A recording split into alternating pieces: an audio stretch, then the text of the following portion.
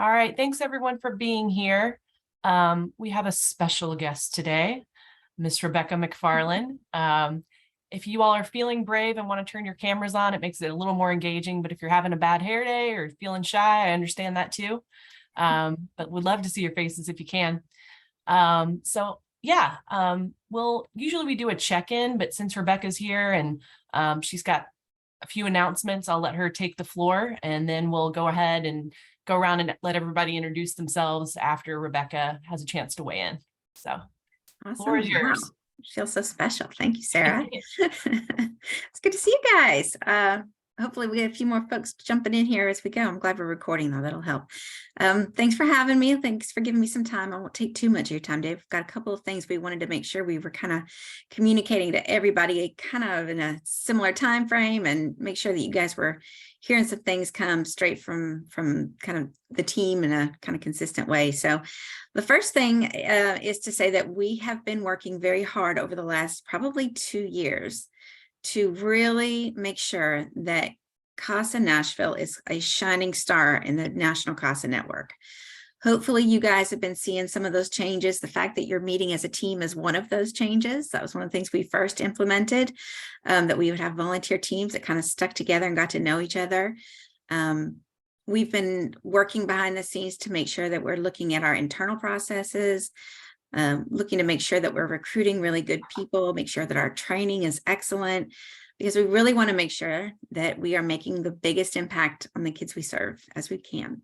So I'm sure you guys would agree that that's probably why you joined CASA Nashville in the first place, to make a good impact and to be able to say that you are doing really important work, and you're doing it with an organization that holds high standards and is committed to making sure that we are constantly looking at what we're doing and making sure we are doing things to the best of our ability. So recently we had some work we did. I know you guys all heard from several of us about getting our training hours in and making sure that we're kind of doing the things that National CASA expects of us. We have a fair amount of standards that National CASA expects of us so that we can be a CASA organization. And so we've been kind of tightening up on those and thinking about how we can make sure that we're really doing the things that National CASA says is good practice. And one of the things we've identified is probably slipped a little bit since COVID, and this is nobody's fault. It's just the way the world has gone. But our monthly visits to kids is probably something we need to put some focus on this year.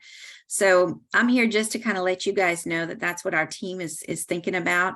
We've been talking a lot about how important it is for our volunteers to have that relationship with kids. That's probably one of the reasons most of you are here too, is you wanted to, have a real good relationship and get to spend time with kids who really need somebody in their lives that can be consistent and safe and help them along their way. So I don't think this is gonna be any surprise to anybody, but we are going to be really looking and making sure that every child we are serving this year is getting a monthly visit from their CASA volunteer.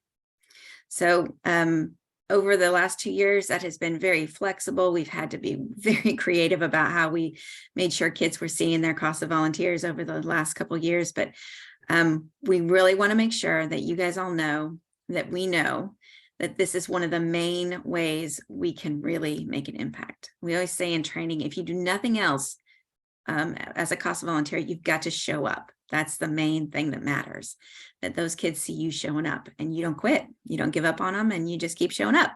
So we've been putting some policies together and kind of playing with some ways we could make sure this is easy for you guys and help make sure that we're able to kind of monitor it and kind of support you guys in making these changes and making sure this is happening. We have reports that come up already that tell us if a kid's been visited, but we've gone ahead and made a specific contact type. So when you go into Optima and you put in your contact types, there is now a type in there that says monthly visit. All right.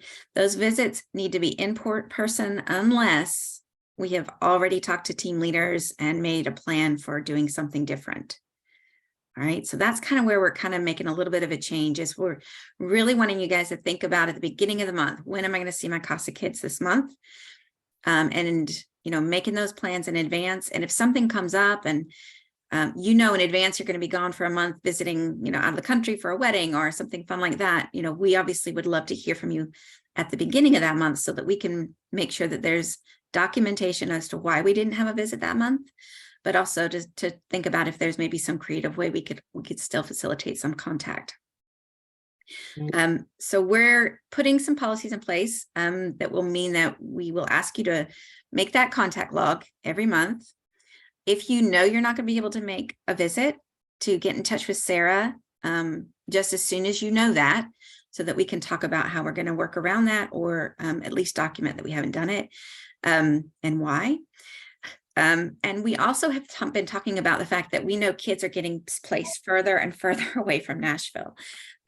We often look at the placement of a child before we even decide to serve it, because we know that serving kids that are way over in East Tennessee is not likely to work out for us.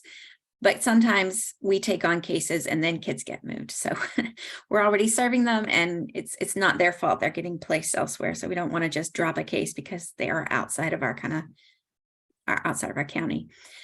So we have put in place a policy around that and said that anything that is beyond an hour's drive from the courthouse is kind of beyond what we would expect any volunteer to do monthly. All right, so if you've got kids out in Chattanooga, if you've got kids in Memphis, well, Kim, it's a little different for you because you're in Memphis, but our general policy is we're going to measure that from the juvenile court, because we all live in all different places and we needed one consistent spot. If you're an hour's drive away from the juvenile court, have a chat with Sarah or with your peer coordinator, that whoever's supervising you, and we will make a plan for making sure that visits are happening at least quarterly. But if we need to do, visits sometimes virtually, we'll at least have a plan in place and it'll be documented in Optima, so that when National CASA comes knocking on our door and asks about this, we'll be able to say, yep, here's what we're doing. Here's what we know. We're keeping track of these kids and they're not getting lost in our processes. And when they're not getting lost and missed without their CASA workers. So those distances are important. We can be flexible with this. We can make plans. We can be creative about it. Really what this is about is we just want to be communicating with you guys a little more and making sure that we're doing what we can to, as an organization, we're doing what we can to make sure that if nothing else happens to a child during a case, they saw their CASA volunteer that month. Because there are caseworkers right now holding 90, 100 cases easily. And there's no way for them to get to every child every month. And caseworkers are changing. So sometimes kids get missed off because of that. If we're not going to be part of the solution to that, then we're part of the problem for that. So we really have got to hold ourselves to high standards here and say, if a child is being served by CASA, at least one caring adult who knows their story and knows them is seeing them. And seeing them in person, seeing where they're sleeping, seeing where they're going to school, just making sure their arms and legs haven't fallen off yet. I mean, those sorts of things are really kind of important. So that's kind of where we were coming from. We've had a lot of discussions around this and feel like this is one of the areas too where you guys are going to get the most reward for being a volunteer. We can only pay you in hugs, and some of those hugs need to come from the kids you're serving. So one of my favorite parts of being a volunteer when I was a volunteer was seeing kids and getting to color and play with them and get to know them and have some fun with them. It's not always got to be heavy, serious topics, but getting to know those kids, knowing what their favorite color is, knowing what they want to be when they grow up. That stuff's actually really important. And it means that when we go in front of the judge, we are very credible people to say, we know what this child needs because we know the child. It's easy enough for a guardian ad litem to go to court and say, well, these are the legal things that I know I can say about this child. But if someone isn't in that courtroom saying, I know this child, I know their specific circumstances, I know their specific personalities, I understand the dynamics of a family. If we're not able to do that and we haven't built those relationships in person, then we are really letting the court down too, as well as the kids. And we just don't want to be in that position. So in terms of our kind of best practice, we're going to be, you're going to be hearing more about this, about visitation being really critical to the role of a volunteer. We do have a little policy we've written that you guys will get to see, I think soon, that just kind of outlines our standards and what that plan looks like if kids are too far away. what volunteers need to do to inform their team leader that they won't be able to make that monthly visit, and what some of those circumstances might be around that. So that'll be coming out to you really soon, but we're not planning on like kind of fully implementing this until July 1st. So this is a heads up, hey, we're thinking of this is really important, wanting to get your feedback on that first of all, but also just to say this is an area where we are really feeling as a team we could kind of make sure that we're making the impact that we want to. I'll pause there. Are there any thoughts or questions about that?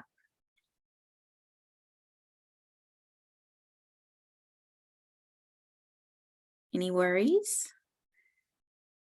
You guys making your monthly visits then? This is not news to you. All right. Sarah, Thank you, any Rebecca. other things you want to add to that? I don't think so. I think you summed it up. Visit the kids. Visit your kids. Go see them. That's the fun part of this. Absolutely. I'll ask a quick question. Sure. Sorry, I hopped on late. So my kiddos live a couple hours outside of town. Mhm. And I had been able to schedule, like I saw them in person one time when they were coming in for a Yeah. doctor's appointment kind of thing. That counts. Which is great. So I think in terms of like the meeting every month, like, is there a different expectation in terms of in person? Because when I first got assigned, it was COVID.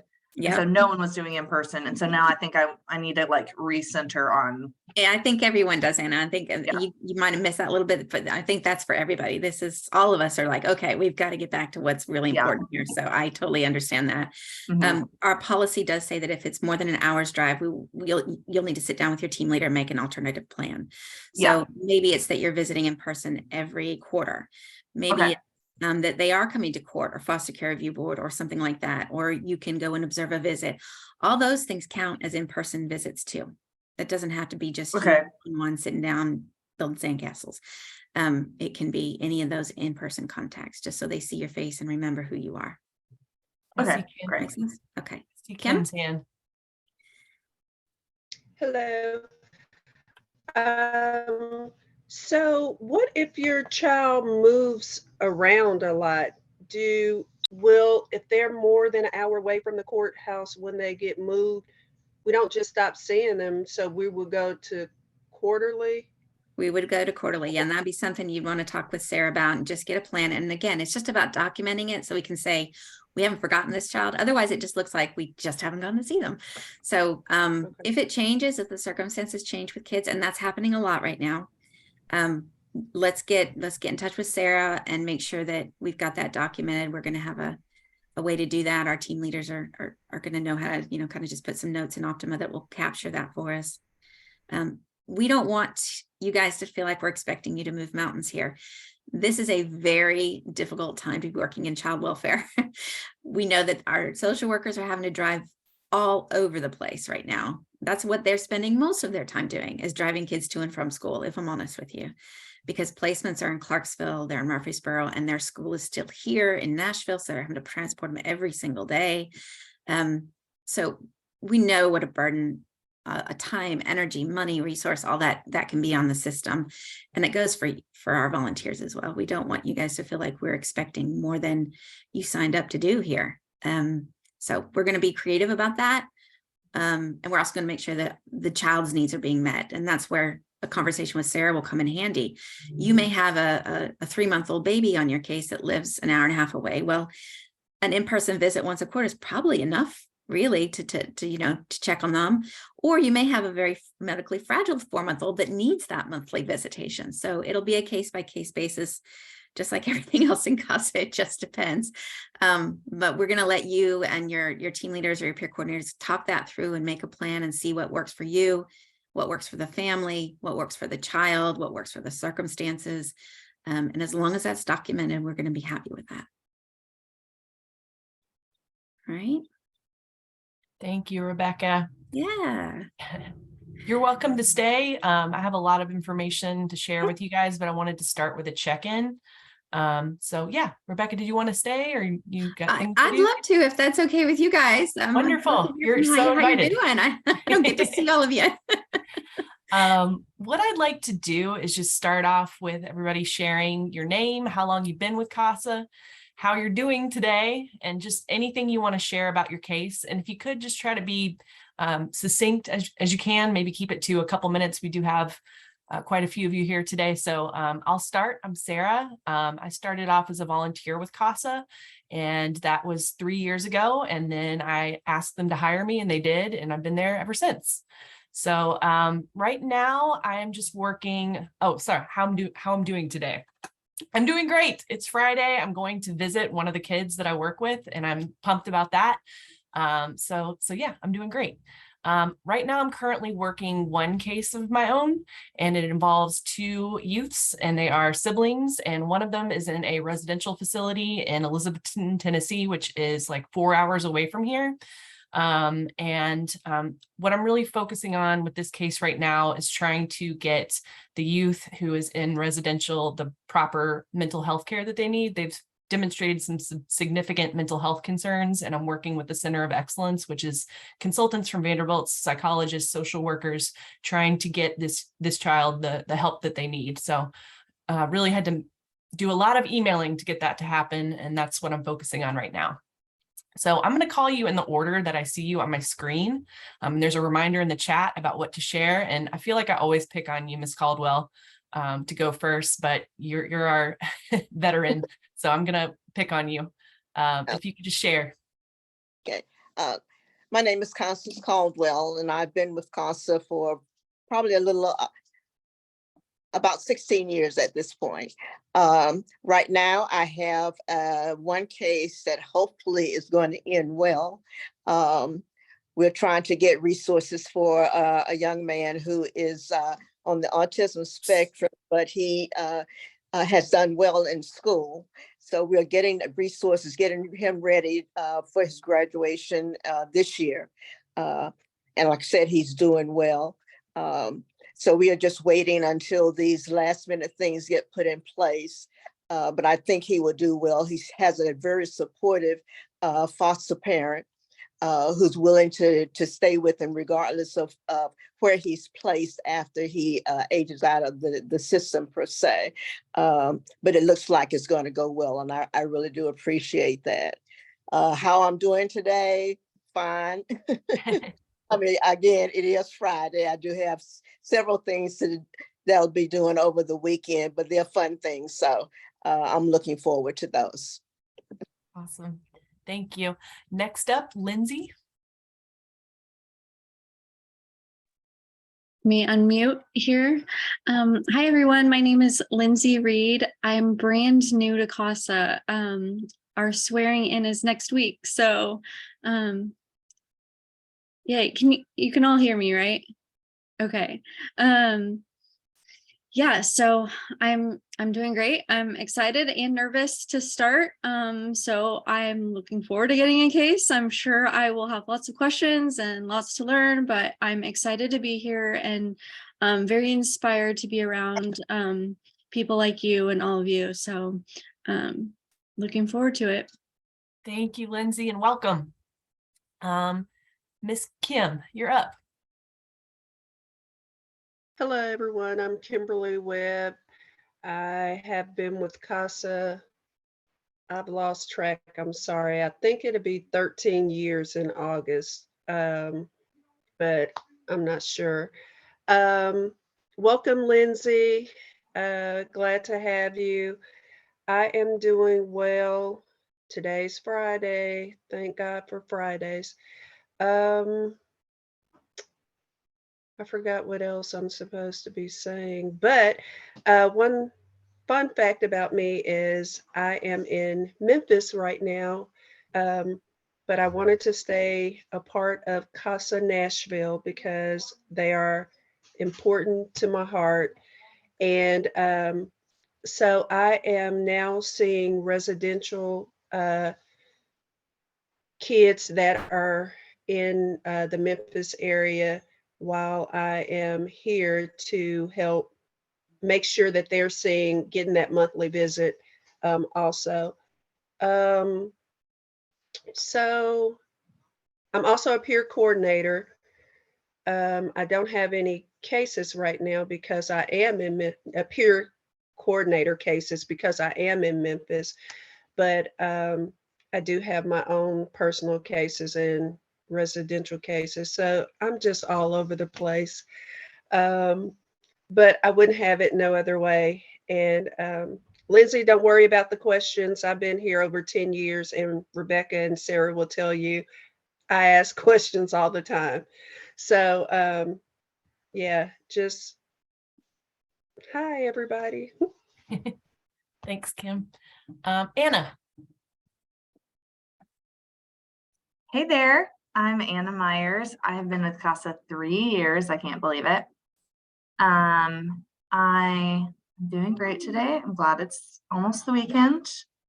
Had a crazy couple of weeks with my babysitter's been sick, so the childcare juggle has been real. My case is kind of at a slow point, but the parental rights had been terminated a little bit ago, and so there are some potential adoptive homes that seem like they could be a good fit for both siblings to stay together, which is amazing. Hopefully, actually nearby the foster family that has been wonderful. That it seems like they might still be able to keep relationship, which would be really exciting. So we have foster care review board in person next week for the first time. So I'm looking forward to seeing how that goes. Awesome. Thank you, Anna. Philip, I know you're in limbo with your case, but if you can just share. Yeah, I've been with CASA about 5 years, and as you said, I don't have a case now, but I hope to talk to you one this afternoon. Doing very good today. Had a squash match with a new opponent, which went well, so that was fun. And I guess that's all for me. Yeah. Philip's going to be taking on a starfish case. We're meeting this afternoon to sign the paperwork. And next up, I see Sarah. Hey, I'm Sarah. So I actually graduated in July with the whole CASA training, but didn't have a case until earlier this month. So really excited. So I feel like even though I did the training last year, it feels very new. So I've been assigned a 16-year-old. So very excited trying to deep diving, figure out on my own, like how I can help assist as she gets older and graduates out of the system. I'm doing really well. Actually, I'm off today, which means I actually got to go on the call because I work in healthcare. So usually I'm seeing patients. So I'm having a really good Friday so far. Thanks, Sarah. Paul. Hello, everybody.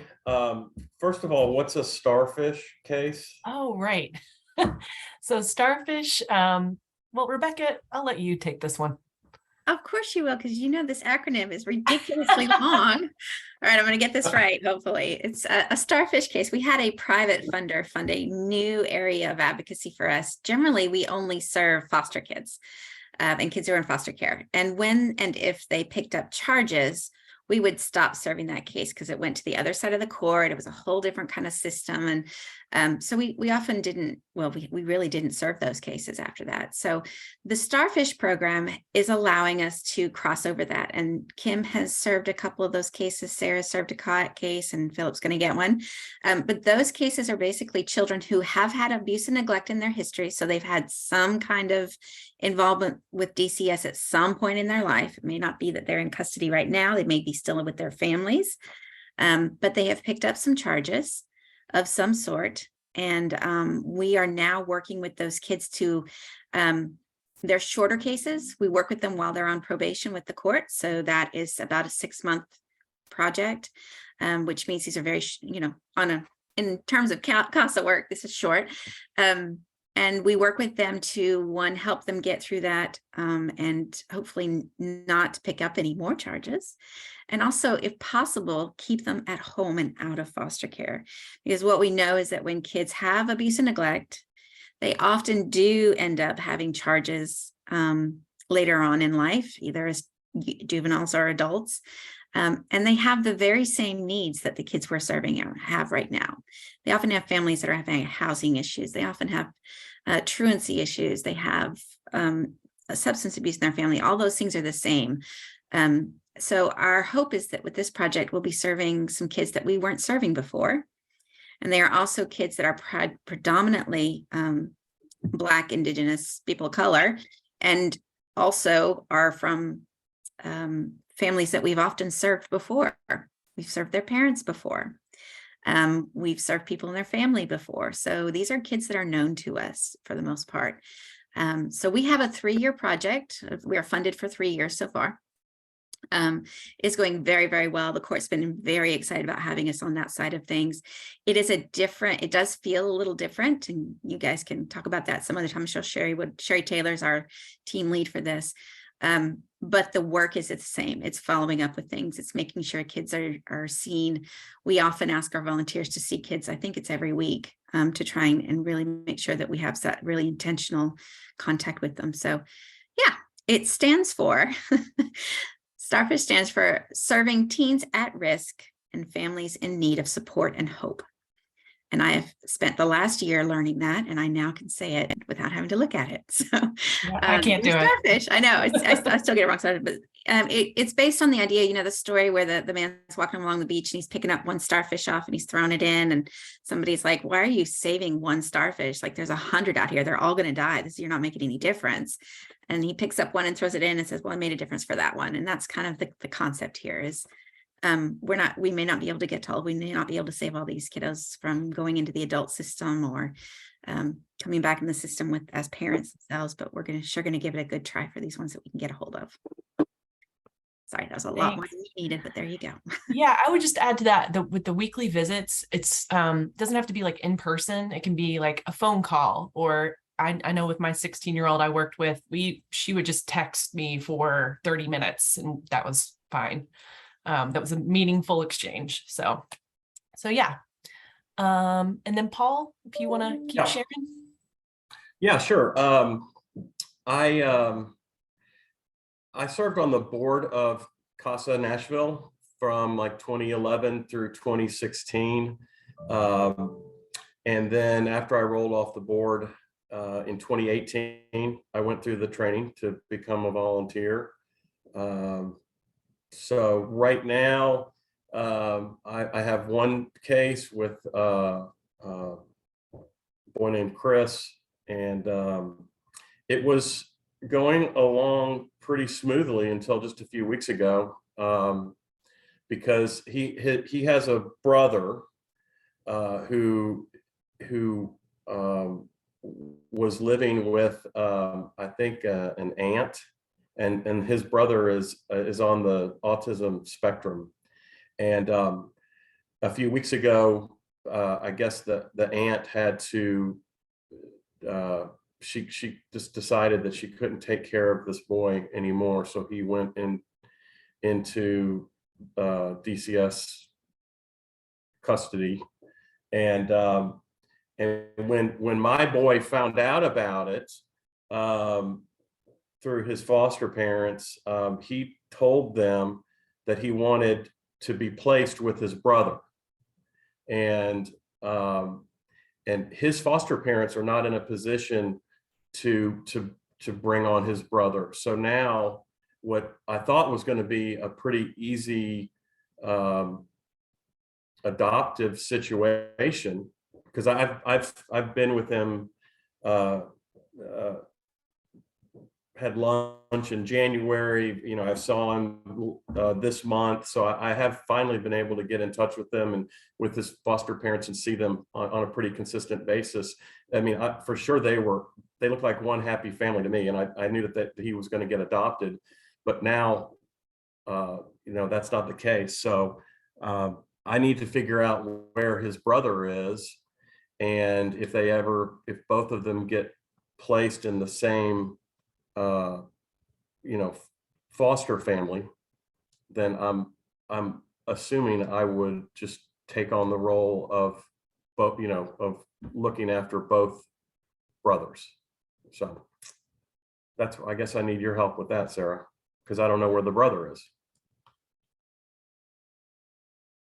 Yeah, I'm checking with that FSW weekly to see where he's gonna land. Because right now it's just because he has special needs, it's harder to place them. So Yeah, just no. following up weekly. Yeah. I'll let you know when I know something. Thank you for sharing. Thanks. And Jocelyn, I don't know if you're able to share or Yeah, not. I'm here. Okay, great. Hi. Sorry, I'm just driving. I went to grab lunch, and so I've just been like tuning in on my phone. But my name is Jocelyn. I've been with CASA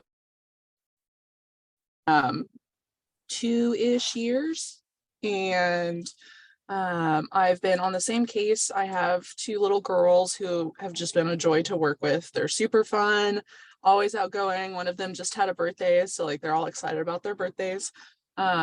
They have been in the same foster placement the entire time, which has been a godsend. They've just been wonderful foster parents. They've worked really closely with the biological parents, trying to make sure that they're working their plan and stuff like that.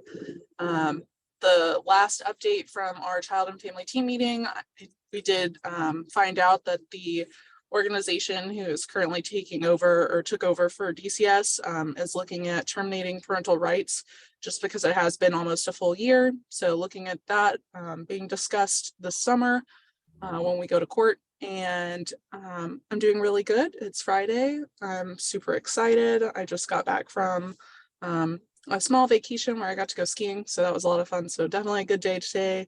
And I think that's about it. Did I hit everything? You did. Thank you for sharing. Cool. So this is the point in the meeting where I just want to open up the floor to see if anybody wants to brainstorm about your case or vent about your case or anything. If you're not sure you're going in the right direction, if you just want to get feedback about things that you're working on or anything. So just really encourage you all to use the space. Got a lot of experience in this space. Constance, been here, 16 years? So ask the questions and yeah, just encourage folks to weigh in.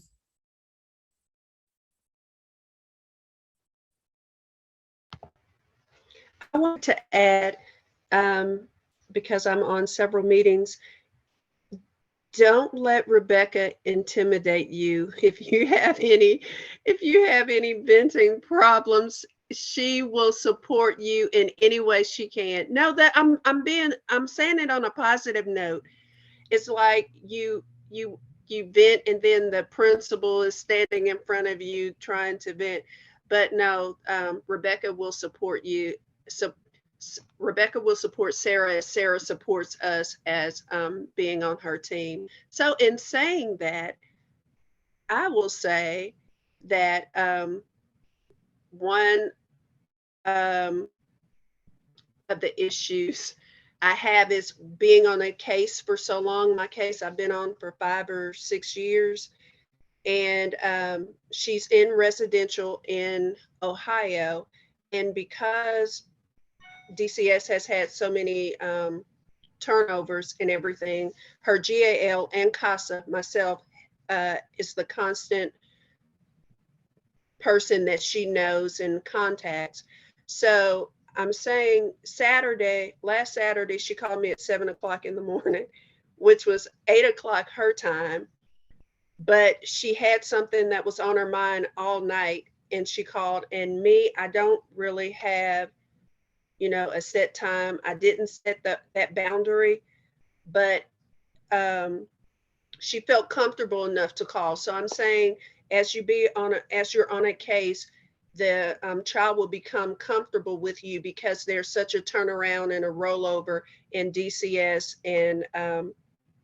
and maybe them going to different systems like Omni, then going to youth villages, maybe Camelot, they switch around, but CASA is a constant figure. So it may not look like it now that you're making a difference, but as time goes on, they're going to remember who's always been there for them. And the complaint I have is now learning after 12, 13 years, I need to set boundaries on when you can call me and when you can't call me. But other than that, I love it. Thank you, Ken. Yeah, I would agree. Rebecca is an excellent thought partner, and yeah, she'll come to meetings with me. So yeah, second that. I see Jocelyn's hand. Yeah, I was just gonna ask, I know that I talked with you after our child and family team meeting of like kind of how quickly things move along for the termination of parental rights and stuff like that. But I guess like a question for you or anyone else who's been here for a while, something that we came across whenever it was brought up and discussed was the parents were pretty upset about it, rightfully so. I think they didn't think it was going to actually happen, and so it was kind of sprung on them by surprise, and they were a little upset, and had kind of made the comment of like, well, what's the point of even trying? And so like, does anybody have any either advice or things that like you've like utilized to be able to kind of pep up the biological parents and remind them that this is not necessarily the actual termination of parental rights just because it's being brought up? Like, they still have time between now and this summer to work their plan and to be in compliance with it. And so just trying to find some ways to maybe encourage them and like remind them that this isn't really the end. We still have some time to work on it. So just any thoughts would be appreciated on that. Yeah, I have thoughts, but I'm curious if others do.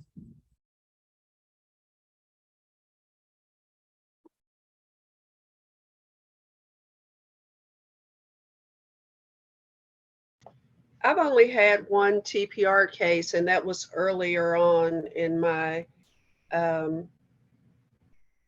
career. So I really don't have, I can't even remember it. It ended up the foster parents adopting that child. So I don't have any experience with TPR and bio parents. Sorry. I'll share because my case went to TPR. I think just to clarify, you're asking like what to say to the bio parents, right? Yeah, just like ways to encourage them, because I know that during the meeting it got really, just they were very vocal about it and frustrated, and the caseworker tried to remind them that they still have time to become compliant. So like, this isn't necessarily the time to just throw in the towel, like there's still time. So just trying to think of maybe other ways to encourage them. Yeah, I think reminding them that everyone on the team truly believes that kids being with their bio parents is best. Like, we are all here because we believe that kids need to be with their parents. And I think also that like maybe recognizing that the steps in the plan could be overwhelming, because there are, like, from my experience, like there are a lot of appointments, there are a lot of assessments, there are a lot of things sometimes that these parents need to do, and that can feel like a big mountain. And maybe reminding them like, this plan is gradual. We need to see that you're making movements. It doesn't have to, we're not looking for perfection. We want to see, we hear that you want your kids back. We need to see the action. So like, how can I help you get aligned with like the resources that you're being offered? Because it's a lot. Like, I am a very privileged person with so many resources at my fingertips, and like seeing these perm plans, I mean, it's hard, what they're asking of the parents. And so just affirming like, this is difficult, I believe in you. Like, why don't we pick one thing for you to focus on this week? Maybe breaking it down. Thank you. While having appropriate boundaries. That is really helpful. Thank you, Anna. Anyone else have anything to add to that? I think that's perfect. Yeah, I love that. You focusing on their strengths. Can I add one little thing that I know has made a difference for me when I was working with a family that was going through this, and it was very hard. They were kind of in and out, it's like they do really well for 6 months and then they'd be gone for 3. And, that happens sometimes. TPR, getting that on the plan often does bring a lot of emotion. I think one of the things you could say to them, Jocelyn, is even in the meeting in front of other people, it is clear you love your children. It is clear your children love you. And I love what you said, Anna, about we're all here to help make this family come together. That's what we want. That's what we know is best. And just acknowledging that this doesn't mean they don't love their children and that they're terrible people is really important to give them some dignity back. So might be a little thing you could do too. I do think coming off of that, I do think sometimes the team meetings can feel like really black and white, sterile, no emotion. And I think it's really important for us to be able to show up with heart and compassion and grace, because we are not running on empty, hopefully, like our sweet caseworkers are, bless them. They literally don't have the time to have compassion. And I think like that's a huge piece of what we can bring that really costs us nothing is, hey, mom, I see you. You are so important to your child. Like, I am fighting for you. Thanks so much. Awesome.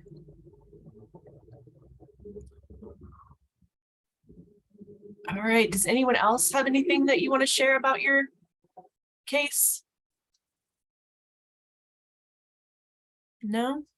Anybody have advice for Lindsay? She's like just about to get into this. Ask all of the questions, because there's always people here who will answer them for you. Thank you. I'm taking notes. Don't try to call your FSW around 7:38 in the morning or 2, 3 in the afternoon, because inevitably they're transporting a child somewhere.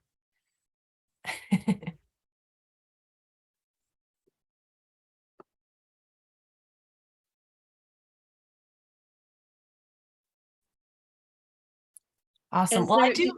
Go ahead. Do you think there's do you think we're going to get or I would get a case soon? Or I know, because I know Sara mentioned it took her, she just got one, even though she finished the class, I assume, ahead of my class. Yeah. Yeah, that was partially, you'll get one soon. Partially she had to wait because she felt strongly about working with a teenage girl. And for whatever reason, we were getting lots of referrals for very young children. And we try really hard to honor your preferences and make a good match for you. And that's really important, fit. So that was part of that. Gotcha. Any other questions? I have a few announcements. I'll go ahead and pull this up. Just really quick, I would also say that, like, don't be afraid to rely on your own upbringing or other things that may have happened in your own personal life. Like, I know I've talked to Sara a little bit whenever I first got my case about some of my childhood struggles and things that I went through and why I felt really compassionate toward the parents that are on my case. And so I think if there's things that, like, while it can be a little overwhelming or sometimes it can bring up some memories, like, them and use them as a strength, because they really can help you be more compassionate toward the people that you're working with, or just allow you to, like, kind of look at it from a different viewpoint than a lot of people would originally look at it as. Definitely. Thank you. That's super important. And also being aware of what your triggers are. And if you're not comfortable taking on a certain kind of case, it's not going to put you down lower on the list of getting a new case. We just, just let us know, especially like some volunteers don't feel comfortable working with kids who are displaying sexually reactive behaviors, and that's okay. Just tell us that. We have not a shortage of cases. So yeah. Just a few, well, I do have a lot of announcements actually, and we're not going to have time to get to all of them. So I'm going to breeze through this. If you have questions, feel free to raise your hand or just stop me, because I'm going to go pretty quickly through these. We've done our check-in. So I just wanted to share about this. Rebecca, you could probably speak more to this, but I'm not going to read this to you all, but Rebecca, do you want to just kind of frame this up? Yeah, I think I'll just say we've been talking a lot about how difficult it is for our FSWs and DCS for a long time. Y'all have not, I'm sure, missed all the news stories. There was one just last night, in fact, about how tough it is right now in DCS. So we wanted to let you guys know we had a little glimmer of hope last week. We had a wonderful, wonderful meeting with DCS leadership. The entire leadership team was there. We had an excellent discussion about some very practical things CASA can do to help with the work that they're doing and the struggles they're having. So I'm sure Sarah will send you some stuff around that, the very simple things like having gift cards for you guys to give to kids so that when they're in the car, transported an hour and a half to school every day, the social worker's not having to feed them out of their pockets, that sort of thing, little things that we can do. Sorry, you've already got those on there, Sarah. Yeah. So just really positive. They're so ready, and they're very much an open door there for us to partner with them in new ways. And I think this has been a long time coming. And we've been working really hard to build those relationships. So we're really excited to share with you guys that I think some good things are coming, particularly in the realm of how CASA works with DCS. So some good news. I'm going to send this PowerPoint to you all so you'll know more specifically what's happening. And I'm not going to read this to you, but, you know, CASA connecting to a network of volunteers for trying to just help kids with their hair while they're at resource linkage is something we're working on. This is following up on records. Sometimes getting, like right now, I'm trying really hard to get mental health records from 3 years ago from a different provider. The DCS workers should do that, but I can help with that. And you guys can help with that. That's another thing we're working on. Let's see, just making sure that DCS staff knows who we are. So we're going to be working on that, getting pictures to them so that they can recognize us. A meet and greet with the new class. And again, I'm not going to read these to you guys. I'm going to send this. And we're doing reunification celebration kits. There's lots of celebration that happens when foster families finally get to adopt the kids, but there's not really a lot of celebration or reunification. So we're working on kits to give folks to celebrate that. And then just some upcoming things that are happening. Hopefully you guys have been getting my emails about the Red Shoe fundraiser in April. As an introvert, I actually enjoy this event. It's super fun, and we just get to celebrate the work that we do and you guys, and it's great. So I hope you'll consider coming. And then we just announced this in April, there's going to be a pinwheel garden planting at juvenile court to celebrate Child Abuse Prevention Month. So if you guys want to come, and I think the goal is to plant like 400 something pinwheels. As many as kids we served last year. So 425 pinwheels to represent every child we served last year. Yeah. And it's actually April the 4th, Sarah, just to correct that quickly. That's my mistake. I'll fix that when I send it out. And then the CASA Summit is November 4th. We do ask that you do plan to attend that. So just get that on your calendar, please. And then just a reminder, if you're ever wondering, like, does my child have any upcoming court appointments? I'm not really sure, and I can't get in touch with my caseworker. You can always call the juvenile court clerk, have the child's date of birth handy, and they can tell you if they have an upcoming court, foster care review boards. Make sure you know what time it is and which courtroom. And then just a clarification. Previously, we were sending links to foster care review board for you guys to attend those, but we are asking you to attend those in person if at all possible these days. They're not sending us the links. So just a reminder about that. Optima, we've got some upcoming in-person trainings if you need a refresher on how to use Optima. So I'll get those dates out to you all soon. And then other upcoming trainings, Youth Mental Health First Aid on February 28th, information about that. And there's also one on March 30th. And court reports, just a reminder about those. Court reports are required when it's an opportunity to submit one every time you go to court, but we do require those at hearings like permanency plans or trials. But if, there's a motion hearing and there's really some important information you want to get in front of the judge, just make sure that you are submitting a court report. Get it to me like 2 weeks prior to court so I can review it with you, and then I submit it 5 business days before court. And reminder, when you visit the kids, just make sure you're clicking the kids' names. I'm finding that folks are forgetting to do that, but if you could do that, that's really helpful. And a reminder about our policy, kids are not allowed to be in your home. You're not allowed to transport kids either. But if you do have a foster parent that's willing to meet you somewhere, that place cannot be your home. It needs to be, you know, the Adventure Science Center or McDonald's or wherever it is. There is a slight caveat, well, not caveat, but a policy reminder that you can ride share with the youth that you work with if you wanted to do that, but you do need to complete the darkness to light training. And I've included a link to information about that. And I can talk to you more about how that works too. Occasionally, I think annually CASA will host that themselves. We provide that training, but we've done it fairly recently, maybe a few months ago. So I'll let you know the next time we're going to be doing that too, but you can do that on your own as well.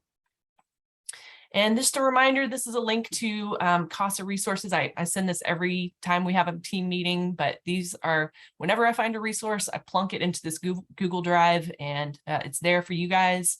So just a reminder about that. And that's all I've got.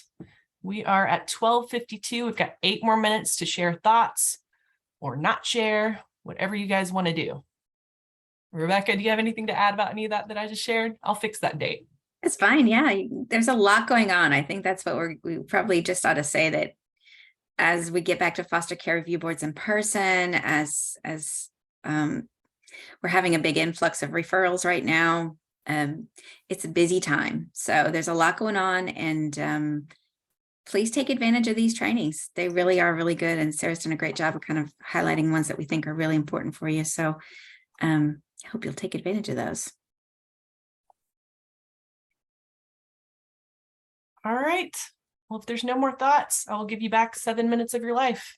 And please remember to record this training as your continuing education hours in Optima. If you're not sure how to do that, just let me know. And have Thank you guys all for hanging in there. Thank you. It's so good to see you all. Take Thanks, care. everybody. Bye-bye.